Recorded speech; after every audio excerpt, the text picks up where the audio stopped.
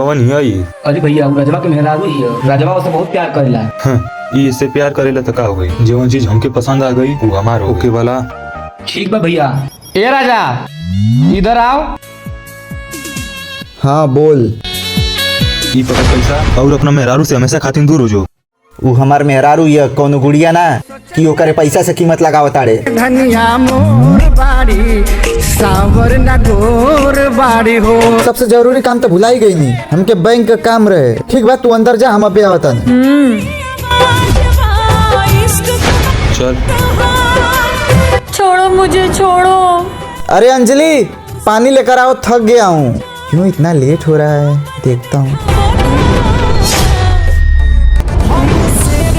तू आ गई ले तो के हम छोड़ब ना।